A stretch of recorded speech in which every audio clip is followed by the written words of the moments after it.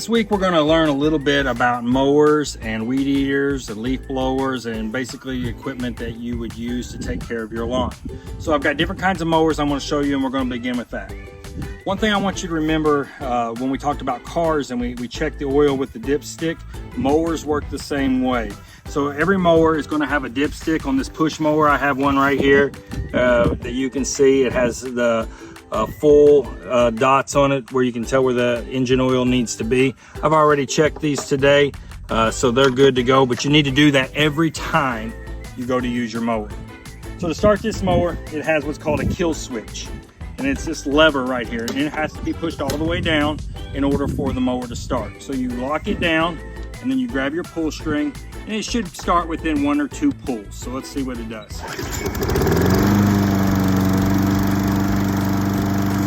When I let go of the kill switch, the mower will die instantly. If we were going to actually mow, we would pull it down, we would start it, and when we pull the red handle up, it self-propels and the mower will go.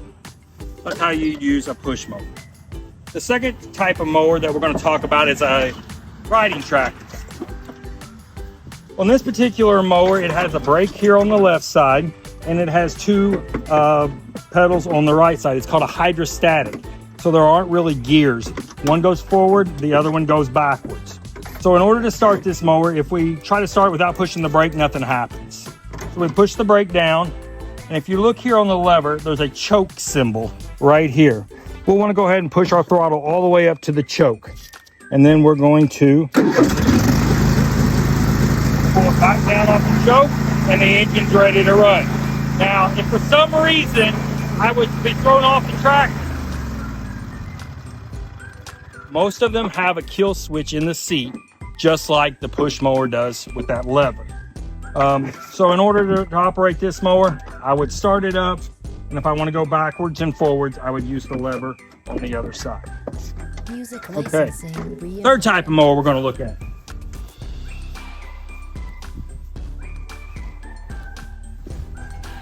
This mower is called a zero turn mower.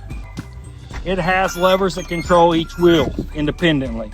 In order for this mower to start, a few things have to happen. One, these have to be in the neutral position, and you kind of move them back and forth, and they have to be opened all the way up. Second, there is a brake lever on the side, and that brake lever has to be pulled up. It's right here.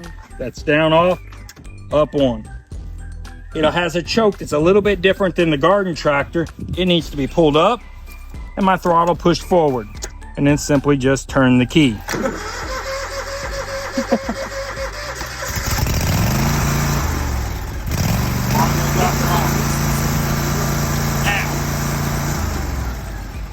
I'm going to turn that off so you can hear me. I've not showed you how to turn the blades on yet for either of these 2 mowers. Once you get it started and turn it on, there's what's called a PTO button, and it looks something like this. It a lot of times have gears on it. In order for this one to turn on, we just pull it up. On the riding tractor over here, it actually has a lever. So when it's turned on, it says PTO, has the same gear symbol right there. It has to be pushed all the way forward and locked into place. That's the 3 basic types of mowers and how you start them. I got 3 more pieces of equipment that you might use in your yard. The first one is a hedger, and it works a lot like a gas-powered weed eater. So I'm going to show you how it works. In order to start it, it has what's called a primer bulb. And you press this a couple times till the air is out of it. And then you look, there's a cold start and a run. Cold start simply means choke. If you look, there's that same symbol that we saw on the mowers.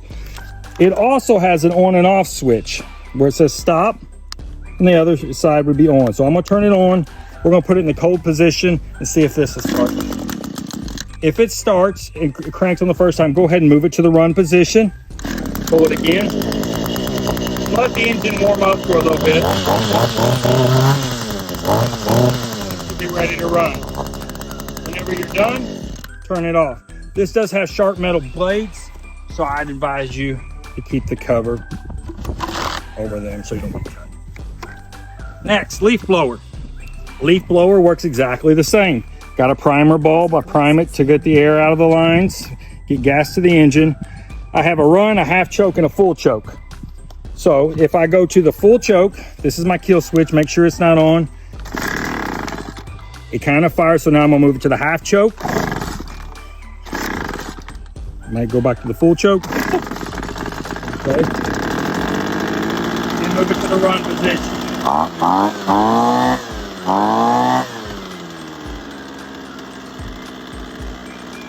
It'll switches right there. Hold it till the motor dies, and then it springs back. All right. Now this is my third and final piece of equipment that I'm going to show you. And I said I would never be a person who liked electric power equipment, but I love this particular piece of equipment. It's my weed eater, and what I like about it, to start this engine, all I have to do is pop that in, and it's ready to go. Pull the trigger, and I'm ready to weed eat. Now, a couple things.